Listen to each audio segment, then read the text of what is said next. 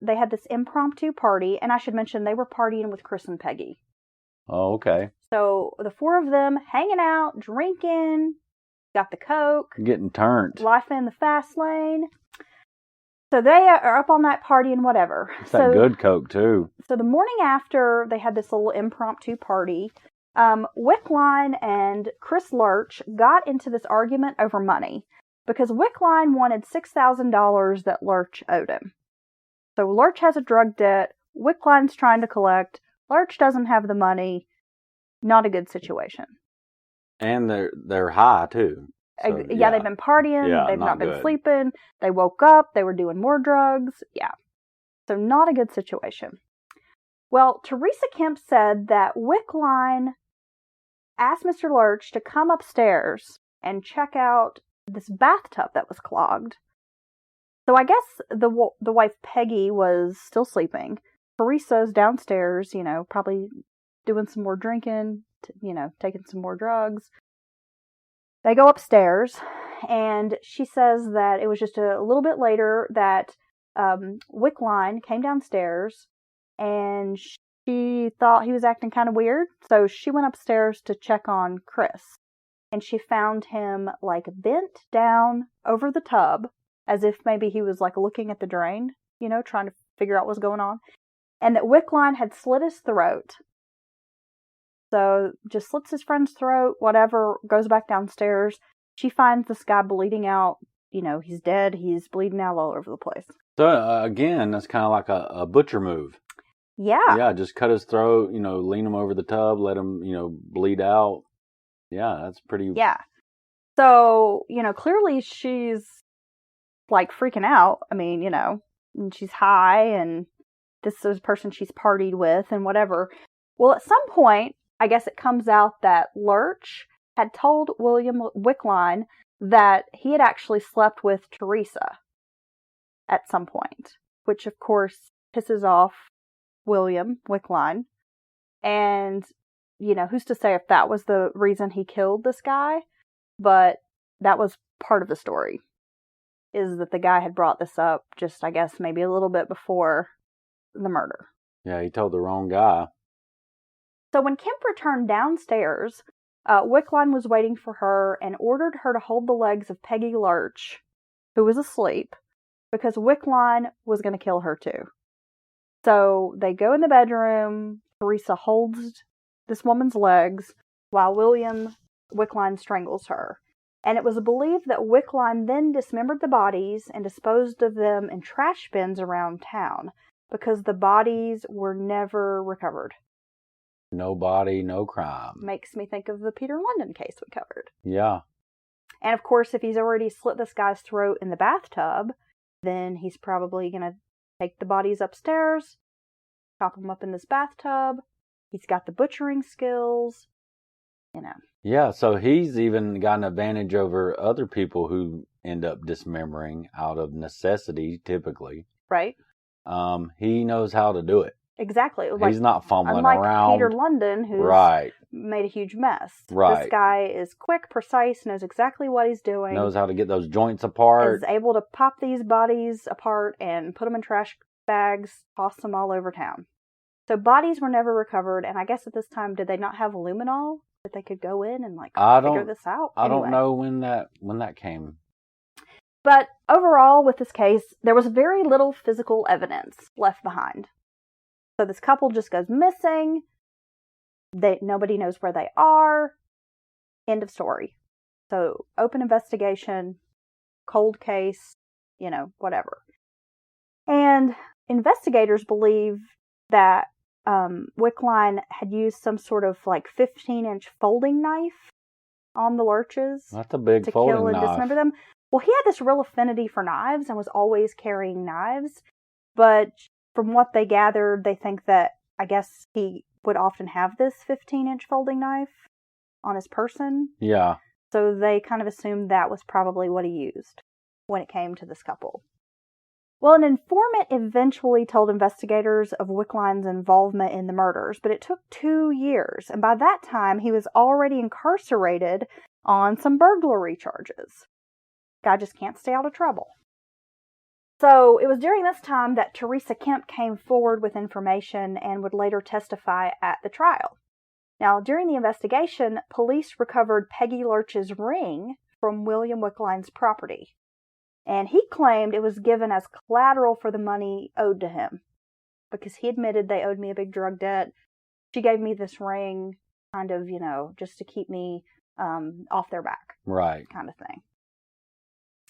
Well, it's during this time that, he's being investigated.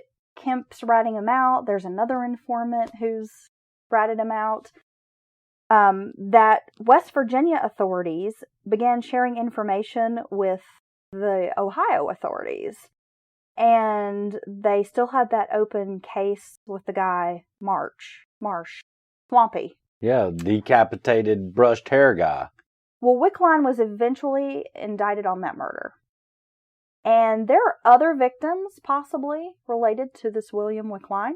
There was a 14-year-old named Tony Muncie who lived in the suburbs of Columbus, Ohio, and he disappeared in October of 1983. 2 days later, his body was found along a highway in Delaware County. And they determined the death had been caused by stab wounds in the back. His arms had been severed at the shoulders and elbows. His head and legs were partially severed at the torso. And, from what they could find out, this kid didn't have any kind of trouble, in his life.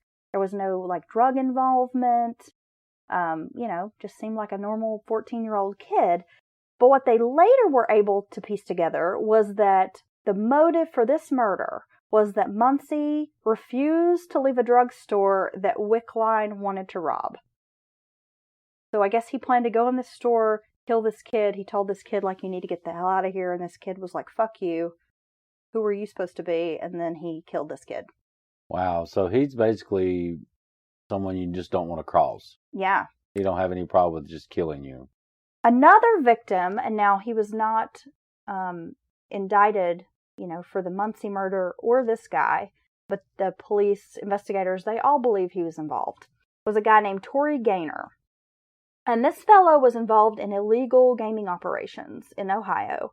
He went missing sometime between maybe 78 and 79, but there was no police report filed, missing persons report.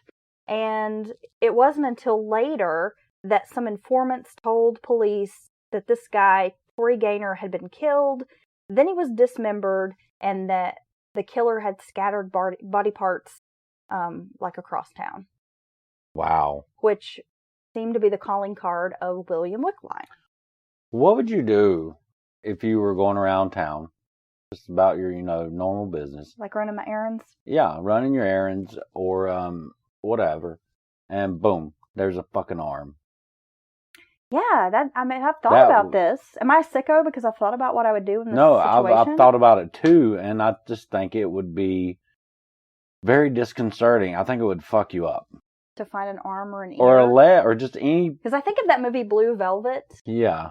And the Kyle MacLachlan character, he finds that ear. Right. How eerie would it be to find an ear? You said eerie? Well, yeah. How weird, how strange. To me, finding an ear would be more disturbing than, finding a whole arm. Really? Yeah, I don't know why. Or, a piece of a nose. Yeah. I feel like finding a little body part would be worse than finding a leg. I don't know why. Well, I guess hopefully we'll never find out the answers to any of this, but I think it would be really crazy. You think so? Yeah. Yeah. Have you ever been in a situation though where you felt like you saw a body? There could have been a body? Yeah. You have? Yeah. I've seen one time it was a mannequin in the river. Oh, okay. Yeah. that happens a lot to people. Mannequins in the river? Well, yeah. Well, mistaken. Mannequin dumping ground?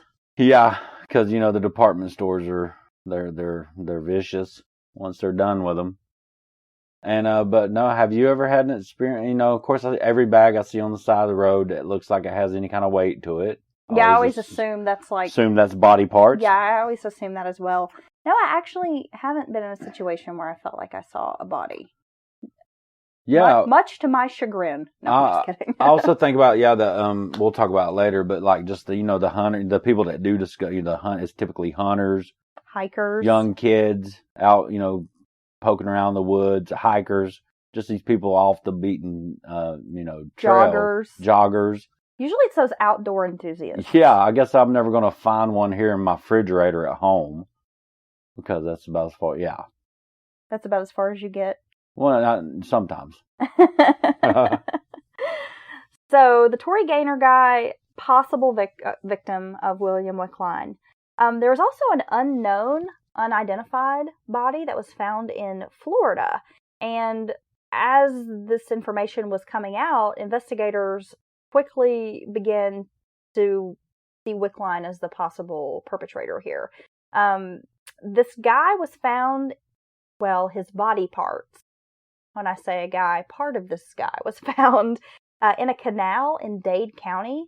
I guess it was a really rural part of Dade County, Florida. And he had been stabbed to death, then decapitated and dismembered. And the investigators in this case saw some very obvious signs that a butcher or a surgeon was involved. Right. Again, very calculated cuts. Right. That, is obviously someone who knows what they're doing. And I guess around the time they found the body, there had been some travel on Wickline's part where he had been in Florida at some point. And they also thought that this could have been, like, maybe Wickline was hired to kill this guy. And it was sometime in 1983. So it would have been a year after Peggy and Chris Lurch were murdered. Okay.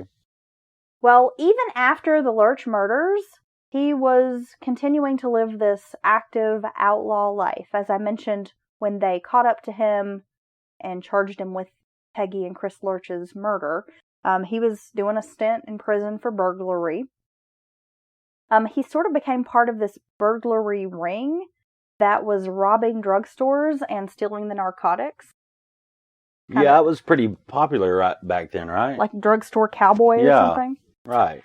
So it was in January of 1984 that he was finally arrested in that drugstore robbery, and it was during that time that it started to come out, the involvement with Chris and Peggy Lurch, and then, of course, informants ratted on him, and then his girlfriend, Teresa Kemp, ex-girlfriend, came out and said, hey, he did this.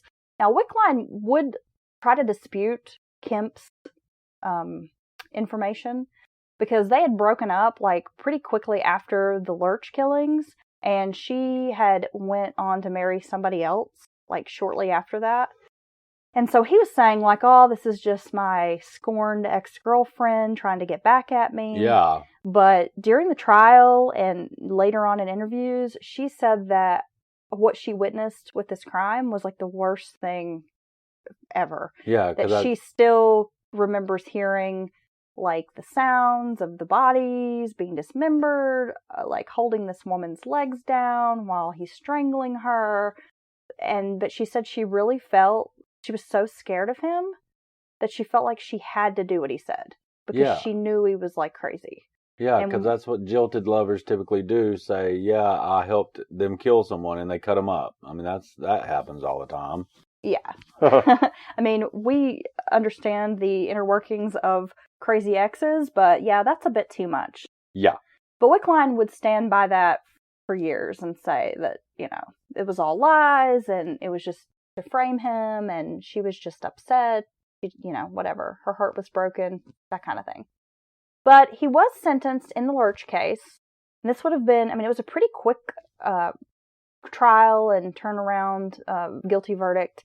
So it would have been in 1984, after he was arrested, that he was also sentenced in that case and was given the death penalty. Oh, really? Yeah, and he was actually executed on March 30th, 2004 by lethal injection in Ohio. And I found his last meal, which I thought was pretty interesting. I often think about this, your last meal. I just think the whole concept of a last meal is, I don't know why, it just kind of gets me. And there are cookbooks that you can get that are like prisoners' last meal requests. Right. I saw you posted that. I know. So, I always think about that. Like, gosh, what would you pick for your last meal? Do you know what you'd pick? I think I would just probably go. I don't know. Would you do like exotic stuff, or would you go with something that you really, really